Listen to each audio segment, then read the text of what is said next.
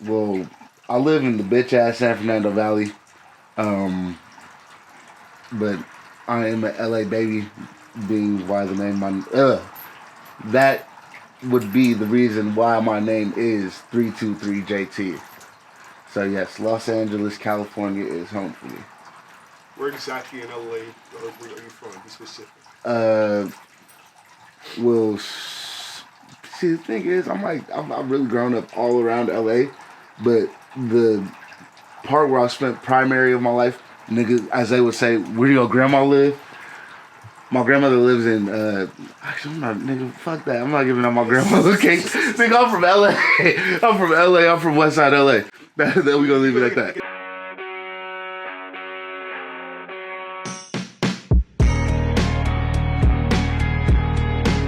Clear childhood memory.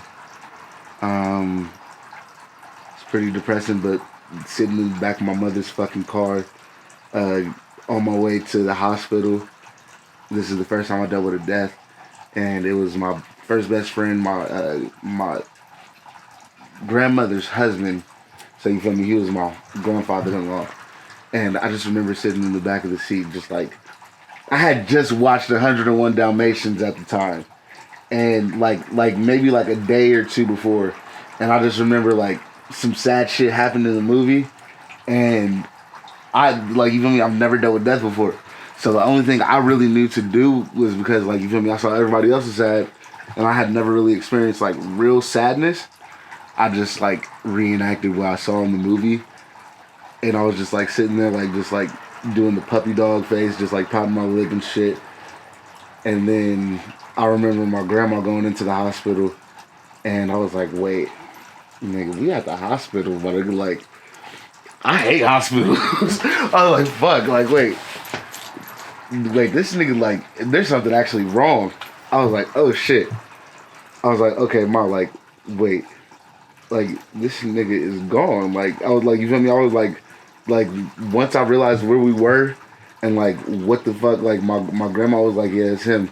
And like, you feel me? Like, all this other shit. I was like, damn, like, nigga, I'm never gonna see this nigga again. And that's like my first real ass childhood memory. How old were you? 4. Or you, at that time you still registered that in your head that Yeah, like that was like I had to register like death is a real thing. So like that shit was fucked up. But it's all good. It is what it is. What was your upbringing like as a whole? Stressful. Stressful, but I still made the best of it.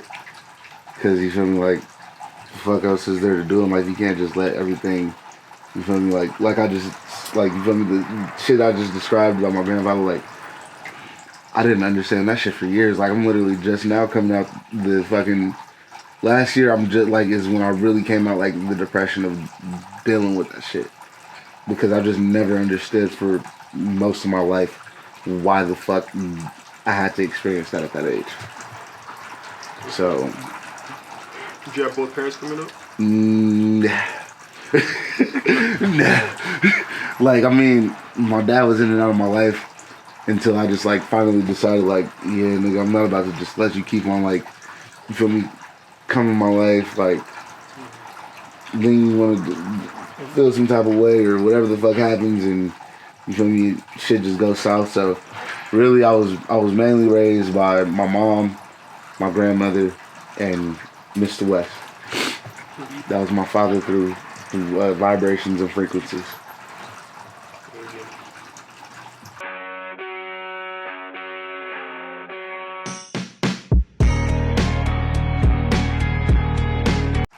Pretty much. I mean, if my grandfather was still alive, I would have definitely been playing baseball. Cause like this nigga was fucking sick with that shit. And like you feel me, like baseball is actually the only sport that I really like. Like if I were to actually have to pick a sport to play right now, the niggas was like, yeah, like you got to give up music and you got to go play a sport. Like we not letting you be a big ass nigga and not play a sport. I would just be like, fuck it, all right, I'm picking up a baseball bat and a baseball.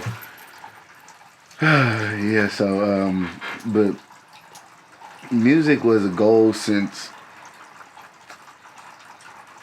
I forget how old I was, but there was a Thanksgiving where my cousin had just like gathered up all the kids for the first time and was like, yo, like, we about to sit here and we about to have a cipher, like, y'all about to spit, yo, just do what you do, you feel me, like, try, just rap, sing, whatever. And I was like, all right, fuck it. So I tried. I sucked as fuck. You feel me? I'm like a little ass kid. I think I was like 5 or 6. But from that moment, I was like, yo, like, music is tight. I was like, music is tight as fuck. So I just like started really trying to like experience, and you feel me, like low key I've been writing and coming up with ideas for music ever since that moment.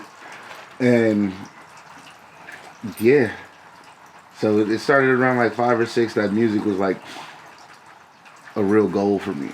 Like you found a new way to express yourself, basically. Yeah, I was like, I don't know what the fuck else I'm gonna do in life, but I know that music is gonna be one of them.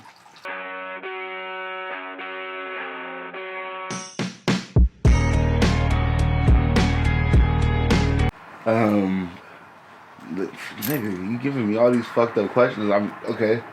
So obviously, let me start off with this. My first favorite song at 3 or 4 years old was Deborah Cox, "Nobody's Supposed to Be Here." So from that moment, I never really, I'm gonna be real 100 with y'all. I fucking hate rap music, bro. Like, I cherish more of the modern day rap music, cause it's like, you feel me, niggas not scared to get like into different realms of shit and be more ignorant. And you feel me, like if I'm trying to rage, I want to fucking rage. I don't want you talking about no, no, nigga, get that 90s rap shit. I hate 90s rap. Like 90s, like I can fuck with today's modern shit. Like, you feel me, I got some of it in my playlist. But 90s rap, I really, like, niggas is gonna hate me for this. But, yeah, so Nina Simone is one of my older inspirations. Niggas absolutely do not like this nigga because of where he was discovered from for most people. And it was the same place he was discovered from for me. But Tiny Tim, you know, the tiptoe through, yeah, that shit. So niggas be scared of that track. Like, I'm like, damn, like, y'all niggas is, just because you heard the shit in Insidious, like, it's like, nah, that nigga's weird. I can't fuck with him. But Billy Joel, you know, every single one of us niggas, Negro spirituals, we done grew up on gospel music. So even though I have my whole issue with going to church and, you feel me, all that shit, gospel still plays a role in my art. Jill Scott, Erykah Badu. I'm just trying to get through all the older, you feel me, all the older shit first. Who else? Did I already say Billy Joel? Mm-hmm. I think I did. Nancy Sinatra, Frank Sinatra. Even though I didn't get into him until I was a teen. Temptations, a little bit, wee bit. Never like, it was like, oh my god, I'm a Temptations fan. But all right, now let's get more recent. Kanye, Gym Class Heroes, more specifically Travis McCoy from Gym Class Heroes. Niggas don't give him his respect he deserves. When I heard Mike Posner sing Motherfucking Cooler Than Me, when I heard Pumped Up Kicks, I was like, damn, like, that's when I was like, okay, I really don't even think I want to be like on some R&B shit. I was like, damn, like, this pop shit is crazy. So, yeah, there's that. And then even more recent, I would say Frank Ocean. Tyler played a little part. Like, when I was rapping, he definitely played a big part. But Earl Sweatshirt, Kid Cudi. I wouldn't say that nigga. I would say Kid Cudi, but I was thinking of another nigga. There's this group called Policia that my homie put me on to. They're fucking amazing. If you want to get into them, I would suggest you check out a song called Wandering Star. And then it's spelled Polica. That's the name of the group. And then Black Moth Super Rainbow. Like even my inspirations are so fucking ridiculously far and beyond. Like it's a lot of shit that goes into it. That's why my shit sounds the way it does. One of those help formulate the sound you have right now. All of it.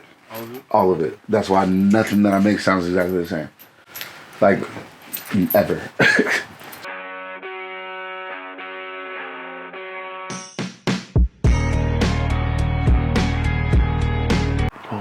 Okay. Okay. Okay. Yeah. So my first track happened. Let me clear this up. My first track that didn't get finished was I wrote the shit. What the hell the fuck did it go? It was at the back of my eyelids, hanging with the primates, thinking about what I did. No, this is what my mind did. Smoking again, get high again, just so I can fly again, unless I fucking die. And then, in that case, my mind is running like a rat race. So I guess this is a bad case of coming up in last place. So I guess this is a bad case of coming up in last place. So tell me how the ass tastes, and I forget the rest of it. But I had wrote that shit, and that was kind of what like started me and my old best friend to starting our music collective 90Z, because he actually came to my school one day, because they used to film Modern Family on my school a lot. So he came to the school because his cousin was doing a lot of backup acting and extra shit. So he was his cousin's adult for the day, and yeah, so he ended up at my school, and I sat down with him at lunch, and we were talking, and he was like, bro, this is really dope. I think we should actually start like taking music serious, and you feel me, like I'll be a producer, which will happen this, that, the other. Then I was like, bro, I have a couple homies that are really dope with music too, and you know, we should just start a collective. So we did that, and then we booked our first studio session like a month later, maybe a little less. But then my first track, was that? We booked one studio session. I didn't get a track fully complete. Oh, I did do it for the 9. And it was some shit I had to deal with this little nigga that I used to kick it with. And the verse on that shit was like hella ratchet. It was like back in like niggas OF phase. So, you know, niggas was just trying to be as fucking vulgar as possible. But then after that, my first solo track that actually did drop was Think About No One. Or was it Real Life Human? Or no, not Real Life Human. Fucking, there was Think About No One. What was the other one I had? Tangible. Tangible might have been the first track I solo dropped. And that one actually did really well on SoundCloud. That was back when SoundCloud was cool, and now I fucking hate SoundCloud with a passion. But yeah, so I would say that either Think About No One or Tangible was the first track that I really, really did. Talk about like making, what was the process of making it? The process of making it was the nigga who was my old best friend, his cousin was a really dope producer. He's actually still one of my favorite producers. But he had showed me a couple beats. Wait, did he make Think About No One too? I forget who made Think About No One, but we can focus on Tangible, because that shit was like, I feel like that was like, niggas wasn't making like the emo rap shit at that time. Really, bro, niggas was not making emo rap in 2013. That's true. Or wait, was it 2014? Either way, niggas wasn't on emo rap in 2014 like that. Maybe on the super low, but I hadn't heard any of it. So, I'm Tangible was made at this Bro, so when I was a kid, we had this fucking one kid in the neighborhood, or we actually used to all just kick it in the fucking we used to live in a complex, and we would all just fucking run around as kids, you know, just fucking shit up. Nigga, one day we go and we just throwing rocks at shit. So we throwing rocks at windows and shit and cars and fucking people. Like, we didn't give a fuck. So we threw a rock into we threw a rock into a window of an apartment, and it was the homie that I actually recorded Tangible at. Like, I recorded the Tangible at this nigga's crib years later. So at the time where the whole rock incident happened, we were about 12 or 13, or I was. And then I didn't record Tangible at his crib until like 4 or 5 years later. And then we walk into his crib. He didn't know I was coming, or no, he did know I was coming, but it wasn't until like we got close that he knew I was with the niggas that I came with. And he was like, we just like reminisce on that shit because that was the last time we saw each other, because we got in trouble. Like, nigga, we had cops, the fucking complex security, all that shit. So these niggas, like, his mom did not let him kick it with us ever again. But so fucking, we pull up to this nigga's crib, and then we just like sitting there like, bruh, what the fuck? Like, how? And then nobody had like shit that they was trying to record at the time, so I was like, fuck it, I'm gonna just let me lay this shit down. And then I laid down the Tangible shit, and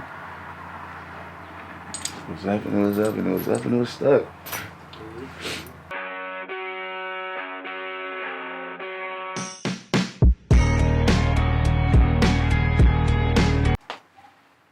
The universe. The universe is a big hand in finding the right producers and, you know, the right team. Because, just for example, one of my best friends now, and like my head engineer and producer, is this dude named Oliver. And how the fuck did I meet Oliver? I used to, in 2017, 2016 and 2017, there's this spot in North Hollywood called Vicious Dogs. And who worked at the counter of Vicious Dogs? Oliver. You feel me? So, Oliver ends up, like, not working there anymore. I had stopped going to Vicious Dogs a lot.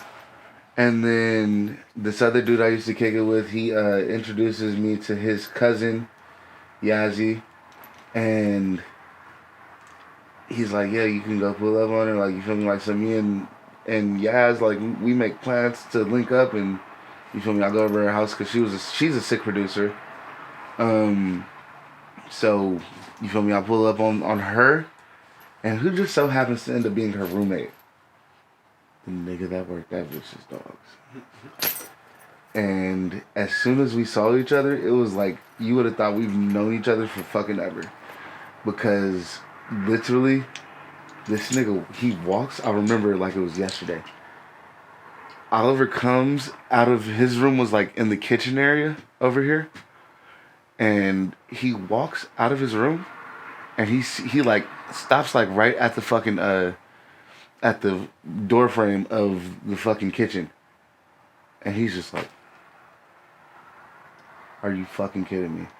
I'm like, bro, what the fuck? Like, you feel me? Like, we had that whole, like, crazy ass moment. Mind you, we didn't even realize what we remembered each other from for a second. And I'm like, oh shit, this is the nigga that works the counter at Vicious Dogs. And we gave each other the biggest hugs. Like, this nigga, like, I started to get up, and bro just ran over and just tackled me back onto the couch. And I'm like, I swear it felt like I had been like reconnected with like my long lost cousin or some shit. You guys talked like as conversations before then, or just buying food? No. And this nigga just remembered when I came in and ordered because I would come in so often. And he was like, bro, you always came. This nigga had it like he was such like a good worker at the spot that they let this nigga make his own fucking hot dog. Like, this nigga had his own fucking hot dog. The shit, like, it was called the Oliver. That's what the fucking hot dog is called. So I used to come in and I would always either get the Oliver or I would get the Crybaby. And the thing was, he and I fucked with the same hot dog so much that his hot dog that he made was actually inspired by the Crybaby. So you feel me? Like, there's just so much shit about me and this dude that like linked up. And then like I didn't know he made music either. I thought he was just, gonna be a roommate. And then he comes out and fucking we end up talking a little bit more. Then he whips out his laptop. He was like, yeah, we'll do about this, that, the other. Let me play you some beats. I'm like, you make beats? Bro, this nigga, like, as soon as, like, he played me some shit that had a Post Malone sample on it, and it was called Circles. Oh, my phone just hit 1%. This is amazing. No, but I don't, with you or nothing? Nah. But I don't give, like, this is some shit that's gonna be for the album. I've been saving this shit since the day he fucking showed me.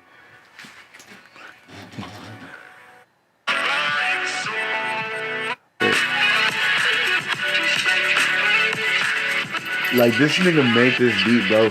As soon as I heard this beat, I was like, I was ready to cry. Like, the beat is just so fucking beautiful. Like, that beat is fucking gorgeous. So, like, when I heard that shit, I was like, bro, there's no way you're not about to have a huge role in my music. And this nigga made me 1,000 more amazing beats. That nigga Noah that I was talking about, which is the dude who made the Tangible beat. He was an amazing producer.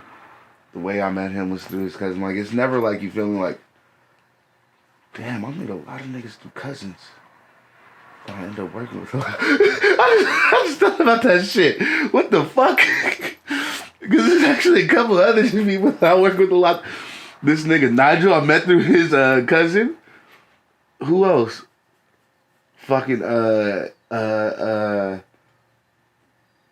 it's a couple others that I can't think of right now.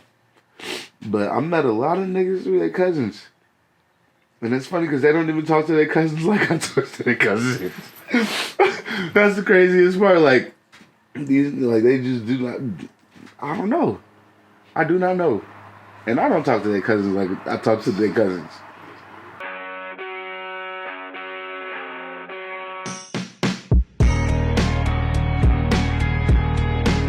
Okay.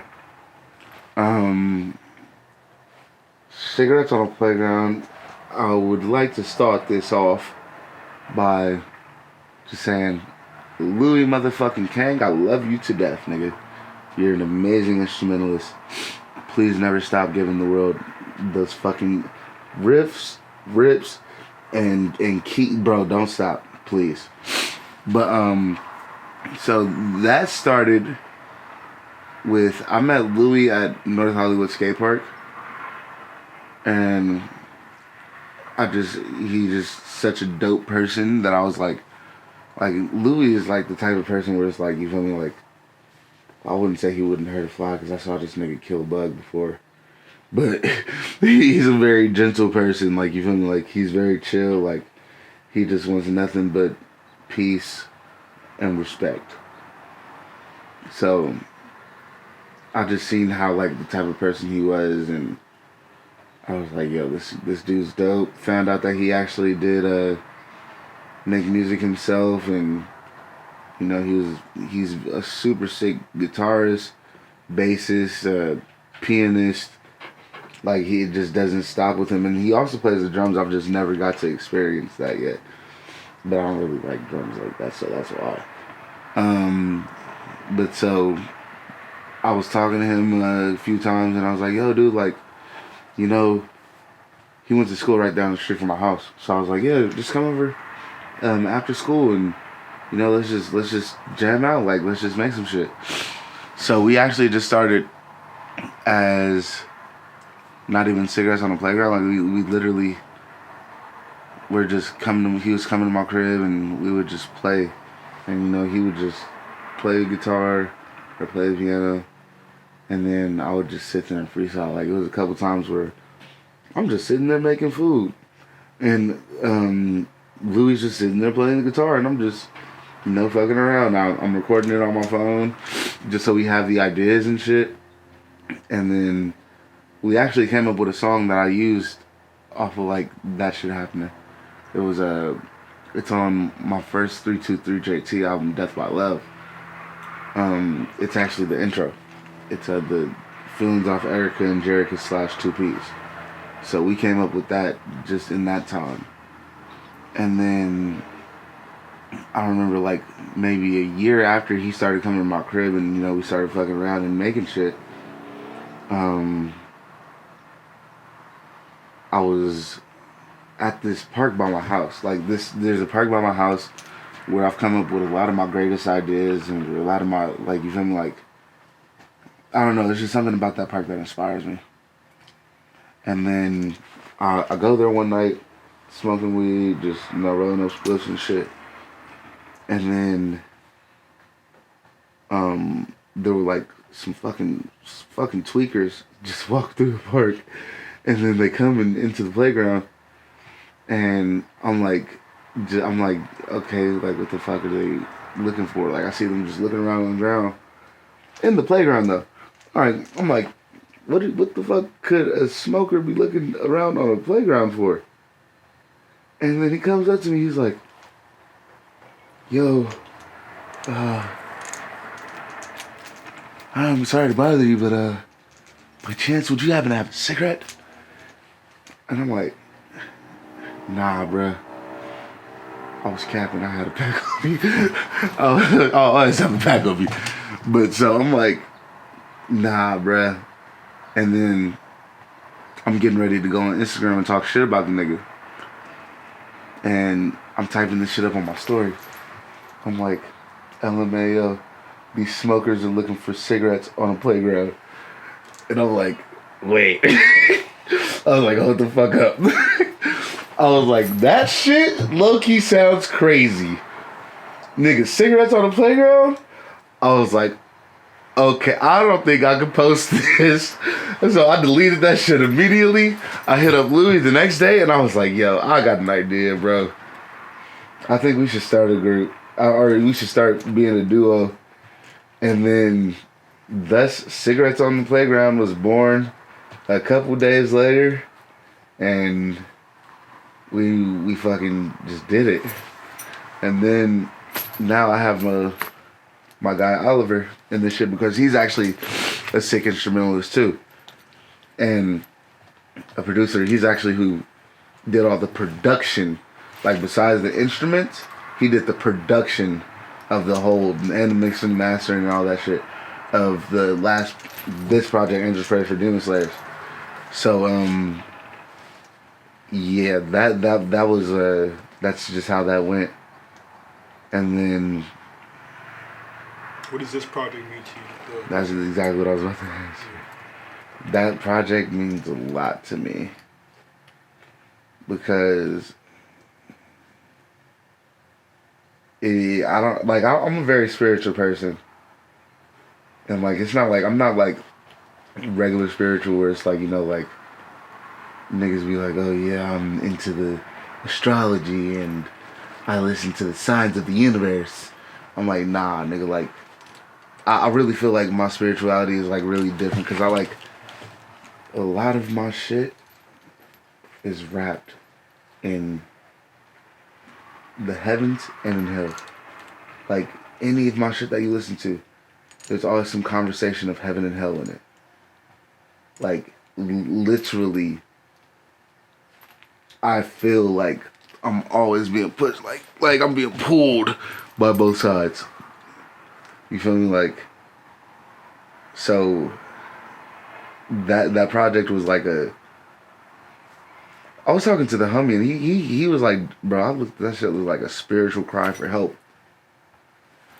And I wouldn't disagree with him. But it was also I got the shit under control. Because I have conversations, you feel me, with both sides. Like, I'm good. Like it's the battle of the spirit realm, and that's how it goes, bro. Like it's just whether you choose to realize it and be scared of it, or you choose to fully neglect it, which a lot of people like to do, and just be like, nope, this right here, what I can see is all that exists. Oh, you believe in God? You're an idiot. You believe that there's a devil? You're an idiot. You see, for me, God and Satan are one, bro. If you ask me, because when you think about the yin and yang, there is no good without evil. What do the little circles in each of the yin and yang mean? There's a little bit of dark in the light. There's a little bit of light in the dark. You feel me? You can never have one without having the other. So how are you gonna be like, oh no, yeah, everything bad that happens is just the devil. Everything good that happens is God. That's all God. No. No, you have to. God is not gonna let you get anywhere without learning your fucking lesson first. You feel me? Like, is there heaven and hell? Yes. We're in hell right now. Think about that. When there is a spirit trapped in, if you believe in ghosts, then you know that a spirit can get trapped on earth. Why is that spirit trapped on earth? Why is it not able to move around to wherever the fuck it wants in this realm? You feel me? It has to stay in. Them niggas is stuck in a loop. That's purgatory. That's literally purgatory. Like when a spirit is stuck in one place for the rest of eternity. Tell me how that makes sense without it being purgatory. I could be dumb as fuck. I could be absolutely idiotic for thinking like that. But that's what the fuck makes sense to me. Now, when you think of, oh, yeah, you have to, everybody, or you know, it's heaven and hell, you end up where you end up, whatever. The way I look at being able to go to heaven is, you are going to relive and wait and relive and wait and relive and wait until you get your shit right and finally figure out what your complete mission is, and you complete that shit to the fullest. You feel me? If you fucking playing a video game and you stuck on a level, there's only one thing you can do to get past that level. You gotta beat that shit. Otherwise, you're gonna be stuck there for fucking ever. It is what it is.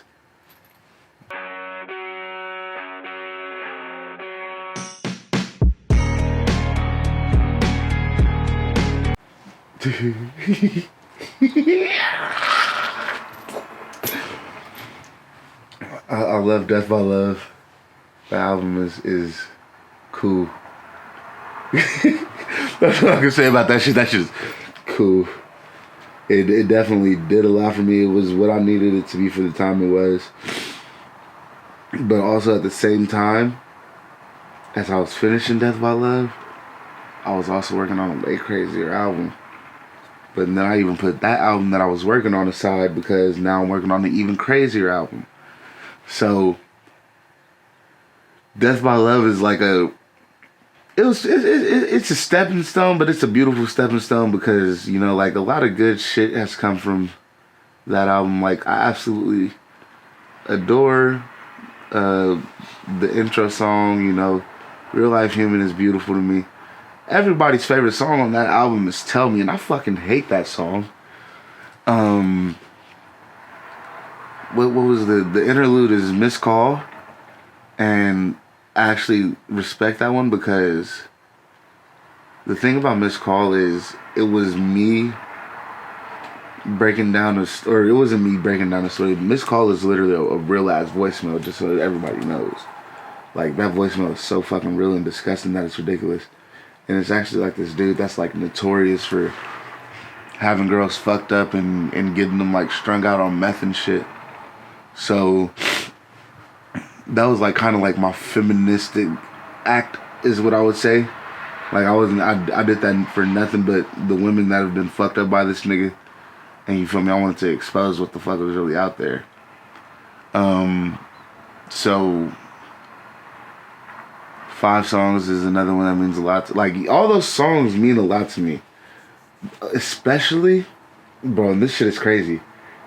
If you listen to Genuine, 1016 West Genuine, you will hear there's an interlude in the beginning where it's just me and one of the homies talking. And the homie that I'm talking with is our other homie that passed, like, best friend. It's literally his best friend. And the dude that passed was also, like, if he didn't pass, he would have been the drummer for Cigarettes on the Playground. Like, he and I always talked about making music together. You know, like, that was something we really wanted to do. It just never happened. But fucking, when we were working on that song, it was he and I in the room for the first day, and then it was a 2-day thing. So it was just he and I in the room the first day, and his dog, and we're talking about a GameCube that I saw just sitting up on a shelf, and I'm like, damn, like, I really wish I didn't sell my GameCube. We bought this at the other, and then he starts telling me how our homie Joey, who was the one who passed, R.I.P. He's like, yeah, Joey gave me that GameCube, and I'm like, damn, really? Like, he's like, yeah, and then he starts to say, yeah, he was like, here, and then right before you hear the homie say here, you hear a deep ass here, and bro, like, I know no one in this world that sounded like that except for Joey.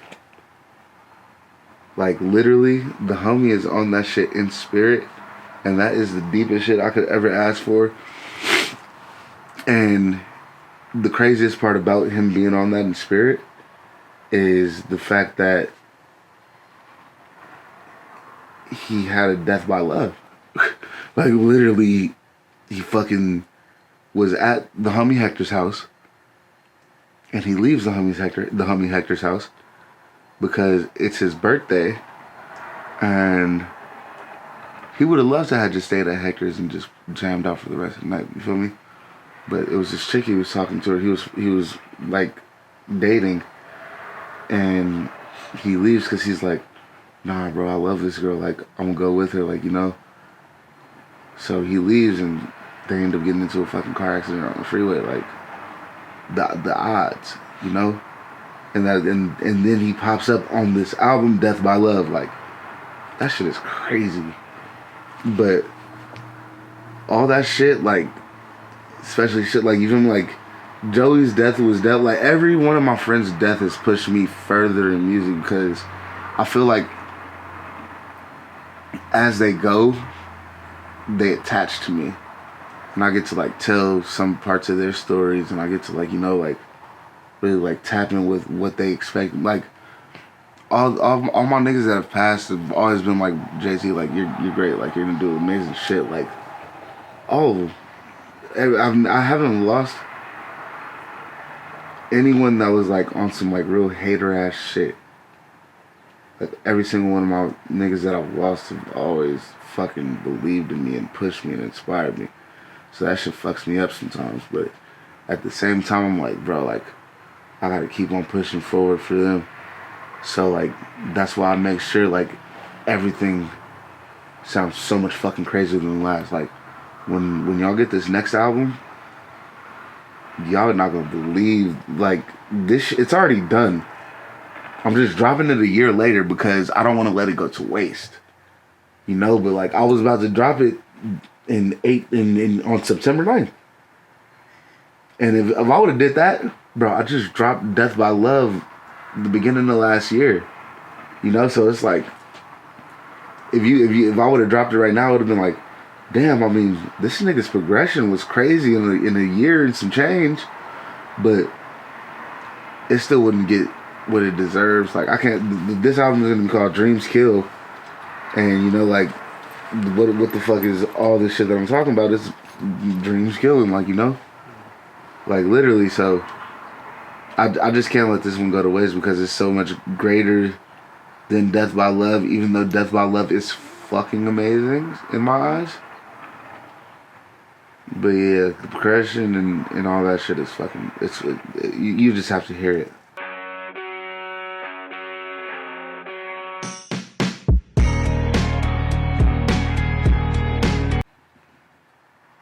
I just want to change. Like I don't give a fuck about like, bro. I could say, oh, I want to accomplish making a condom brand. I don't give a fuck about no condom. Like, nigga, fuck a condom. Like, fuck a condom.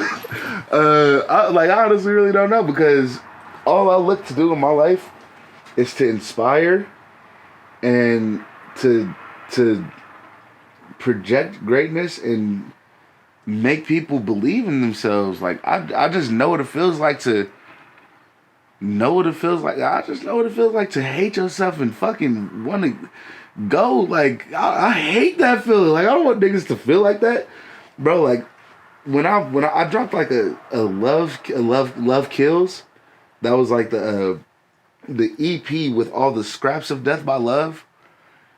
And it was absolutely, that shit was garbage to me, because I had put shit on there that was like super duper duper duper scrap. But the fact that one of my homies was able to look at that shit and be like, yo, that shit saved my life. Like, this nigga literally was like, bro, that project stopped me from killing myself. And I, like, you feel me? Like, that's what I look to do. Like, oh, and also, I want to help. I want to save the world, for real, for real. I want to save the world. I don't want to just save humanity. I want to save humanity from humanity, and I want to save animals from humanity, and I want to save the earth from humanity. That's what I would say. That's what I look to do outside of music, is to save the fucking world. I want to actually really make a difference. Like, there's so many fucking famous people who talk this, that, the other, about how much they give a fuck about this, that, the other. But nigga, you don't do shit. Like, I have not seen a single fucking change, except for actually, but that's also because the media don't be covering that shit. But Akon, shouts out to you. Jaden Smith, shouts out to you, because y'all actually out here providing clean power and clean water to people that really fucking need that shit. That's like, I can't really name a bunch of other people that have made like a huge change on a large community. But I mean, you know, I'm not the all knowing, so it could be a lot of fucking artists and actors and actresses out there doing way crazier shit, but I don't know about it.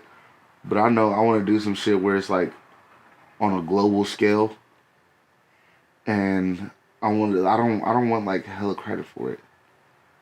I don't want hella credit. Like, that shit is cringe to me. Like, I hate when people do some good shit for somebody, like they feed a homeless person, and they post it every time they do it. They give somebody some clothes. Hey, bro, look, like, you feel me? Hey, bro, you out here looking dusty, my nigga. Like, I got you. I'll go buy you a fit right now, bro. Come on. And they film the whole experience where they taking this nigga. Like, bro, just shut the fuck up and do this shit.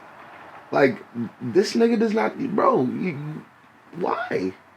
If you really mean this shit, you don't need to film it every time you do it. You feel me? Like, I forget who the fuck it's somebody. It's a basketball player. It might have been Braun, bro. I forget who it was. It was one of them big niggas in basketball. I don't watch basketball, so I don't really know. But somebody just like put clean water in India, and they got this nigga's picture on the motherfucking tank, and I'm like, what the fuck? And then they made these people do a video. Thank you. Bro, if you like really about this shit, you do not need that credit. You would have been like, yo, take my fucking picture off that shit. I don't want no cameras around this shit. Like, just let these people enjoy life. Like, you feel me? That shit is not cool. Like, we need to normalize not needing to be credited for doing what the fuck we should be doing.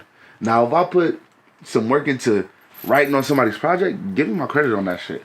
If I even if I beat a nigga ass, okay, give me my credit for that shit.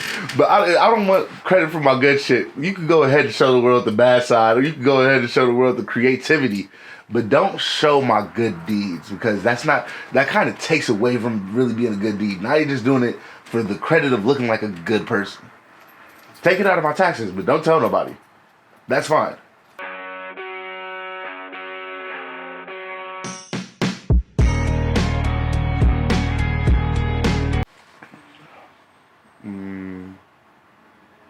Niggas gonna hate this, but yay. Not even as far as like, no, as far as everything. Because you see, the fact is, he doesn't give a fuck. And that's what I don't give a fuck. If you think that I'm tripping for walking outside in a skirt, not that I've walked outside in a skirt before, but I'm gonna buy a kilt soon. Hey, is there a Raising Cane's in here? This nigga. That shit sounds so delicious right now. But yeah, like, I can't find myself to give a fuck about what another man thinks about me. So like, the fact that man was bold enough to put on a Trump hat and say fuck y'all, like it or not, I'm gonna do me. That's amazing. Like, you feel me? Like, all I've ever wanted in life was to not be so controlled by society, not be so, oh, well, this person's gonna judge me if I do this, that, the other. So, I don't think I'll do that. Like, that's poison. That's literally poison. Like, you will never be as great as you can possibly be if you always give a fuck about what somebody else has to say about you. Shut all that shit up and move on with your fucking life. Do not let anybody fucking tell you what to do, please. Like, kids, do not let anybody tell you what to do, please. If you want to do some shit, do that shit. Do that shit to the fullest, too. I don't give a fuck. Like, whatever it is, I don't... Look, I don't care. I think y'all can tell I'm about to say some diabolical shit at this point. I don't give a fuck. If you want to go slice a nigga fucking head off, if that nigga deserves that shit, don't do it for no ass reason. But if that nigga deserves that shit, slice that fucking boy head off. Hey, y'all! Nigga, karate that bitch. Like, don't let anybody fucking oppress you. Just don't have... If it's some evil shit, have a great reason behind it, please. Because it needs to make sense. But if it's some shit that is only gonna affect you, or that only makes you look a certain way, do that shit, and do that shit all the way. And don't stop until it's fucking done on the level that you see in your head. And even when it's done on that level, take that shit 5 more levels up just for the fuck of it.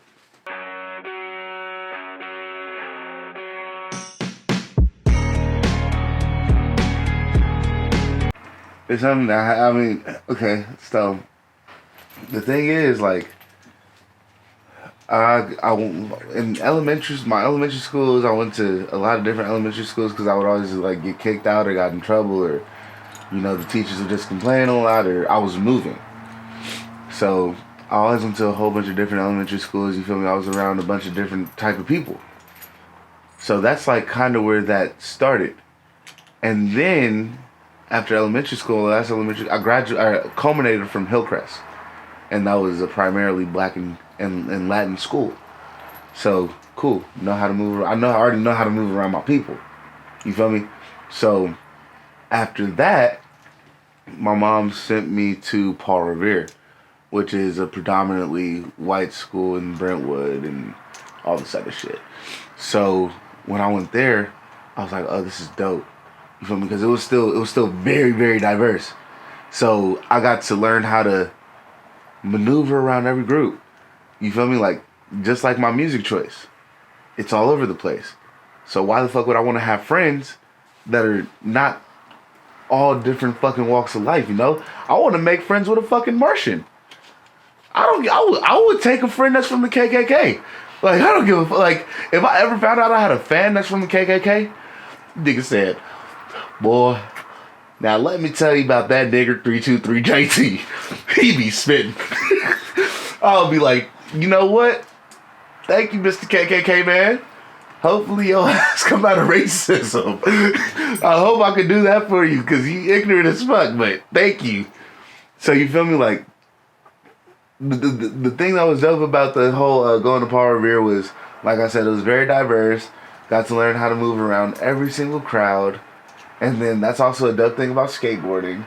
Is it's a very diverse thing where it's not like a team sport, but you go to this skate park, that skate park, get friends at those places, and then it's like, all right, cool. So like now I have an even broader horizon, because now I'm not only dealing with the first skate park that I started really skating at was Rancho. Shouts out to the ranch, you feel me, all that, which it was nothing but niggas and Hispanics. So, or Latins. So, you feel me? Now you're not just getting into different people at school, but you're getting into people who, bro, skating, you have nothing else to do but to think outside the fucking box. Because if you want to get, let's say you see a nigga try tray flip on a stair set, right? Now you gonna be like, damn, I want to learn how to tray flip. When I learn how to tray flip, ooh, I want to do that shit I want to do tray flip Manny. You just saw him tray flip a stair set. Now you thinking of all these different tricks to get to do with a tray flip. You see a nigga do a kick flip. You like, damn, Evan Smith. This nigga is a very outside. This nigga did a kickflip front wall ride on glass. Like, you feel me? Like, homie Sage Ancestor, impossible frontside wall ride on a gate.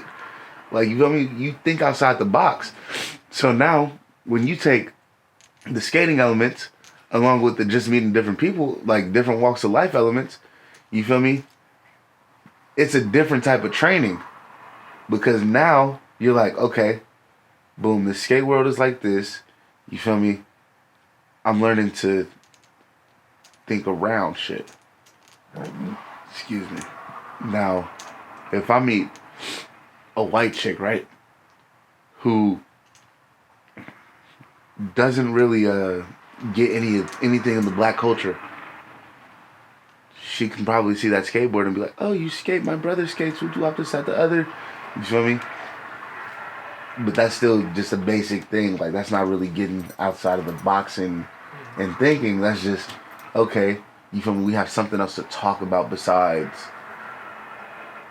what were we going to relate to at first. You feel me? So,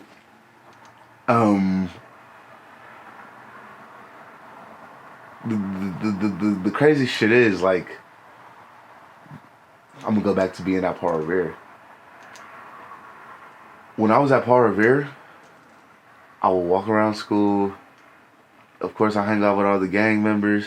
I was actually about to get my put on to the set I used to live in back in that time. But so I hung out with a whole bunch of the gang members. I kicked it with the nerds just for the fuck of it, cause I was like, oh, you feel me? Like, learn something different. Like, you never know what's gonna happen. Kicked it with the Latins. I kicked it with the Asian kids. Then, 8th grade, I was primarily kicking it with the white girls. Like, I mean, there was a few other ethnicities in there, but it was primarily a group of white girls. And I used to have a crush on one of them so tough. Shit. But yeah, like it's just like, you feel me, like learning how to maneuver and all the, I don't even know how the fuck it happened. Like, you feel me? It's just like, you don't want to not, especially being in music and in the industry, like, you have to know how to move in these ways. So honestly, I guess this is one of those things where it comes back to stars aligning, I guess, in the universe, because it's like, if you have a goal, whether you realize it or not, you're always going to be slightly working towards that goal. So that's why it's like, you feel me? Who the fuck runs the industry? White people and the gays. I hung out with the gay kids. And I hung out with the LGBTQ community. I love some gay people in my life, and some trans people in my life, and some lesbian people in my life, and all that shit that I absolutely adore. You feel me? Like, I love everybody. I have a genuine respect for every walk of life because every walk of life has their fucking role on this planet. Who the fuck am I to be like, you're not the same as me. I'm not dealing with this shit. You know, like, that's stupid. That's dumb. It's fucking idiotic.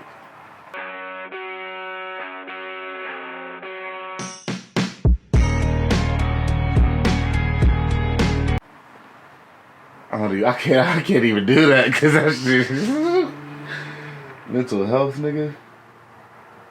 You keep it short if you want. You don't have to go too deep if you don't. All I can say about mental health is everybody out there, kids, please look out for yours. Because my shit be struggling. But it's okay because that shit makes what the fuck I make.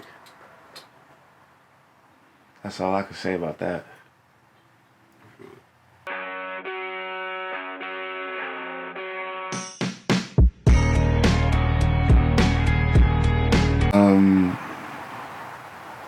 Am I facing my demons or am I managing them? 101-666 is my religion. 101-666 means face to face, untold truth. So, am I facing my demons? I'm making out with them. Yeah. Making out with them and my angels.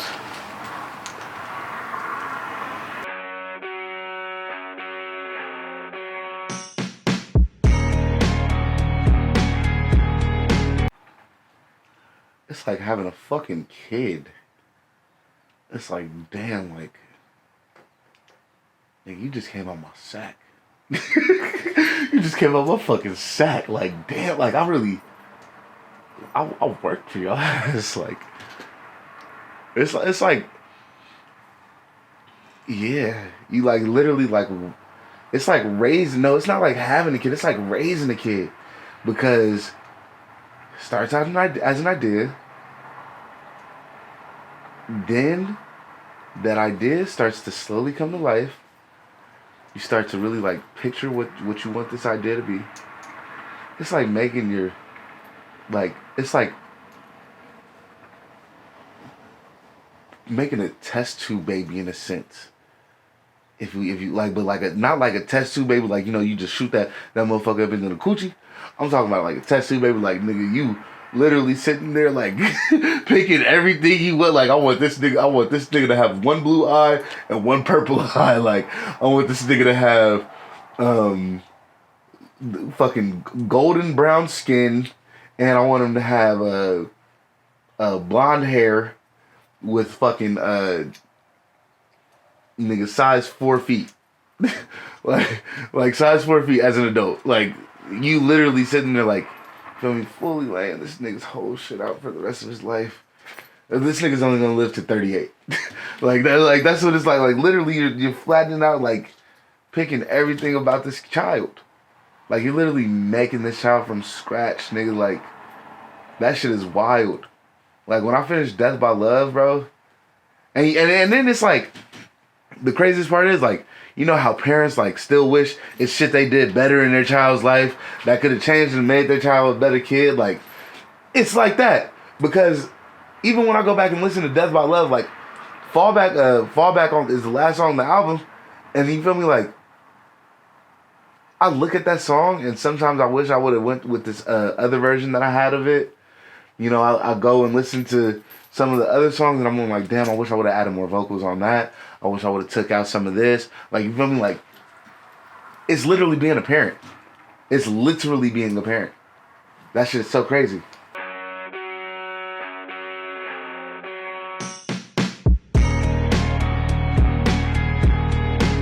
None. Because I already stayed away from people. I hate people. I hate people and I love people. I hate people because I love people. And people are shit. So, you feel me? Like, I don't go around people unless we have some shit to do. Like, if we not about to work on some shit, if we not going to, like, I hate partying. But you feel me? Sometimes I go out to parties just because to make music, you have to be able to live life. Like, you have to live. Because if you don't live, you don't have shit to talk about. What do I want to hear about a nigga talking about being in his room for the last 18 years for? I don't. The fuck? You feel me? So that's like, COVID has literally taught me nothing. Me and this nigga Nigel was working our asses off through the whole shit. Like literally we made like 20, 30 songs in that time. Like while everybody else was stuck up in the crib, you know, like scared of what the fuck was coming to the world. Nigga, Nigel and I was out here fucking working, bro. I was working on my own album. And I made the cigarettes I made Angels Prayers for Demon Slayers during COVID. Had a fucking show for that shit. Like, you feel me? That shit didn't stop shit. All that shit taught me was that the government is fucked up. And people are idiots. Not to say that COVID is not fake. That shit is man-made, though.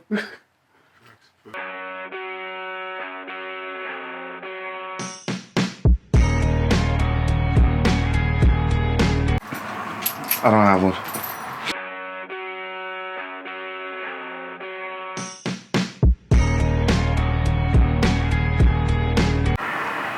Me.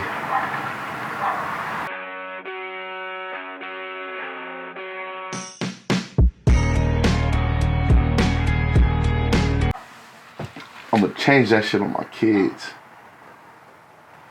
I don't know. I don't know. I'm not really too like. I'm more so worried about just having cool shit to wear that I made than anything. Like I don't give a fuck about how nobody else feels about the shit I wear. I mean, if you see this shit and you're inspired by this shit, you want to buy this shit, I got you. but I'm not like, oh yeah, like, nigga, I'm about to fuck this shit up. I mean, it would be nice to, but it's not like a primary goal. My primary goal is just to change the actual world that matters. Like, fashion is amazing. I love it. But it's not like a thing where it's like, oh, yeah, me being focused on fashion, that shit is gonna make a kid's life better.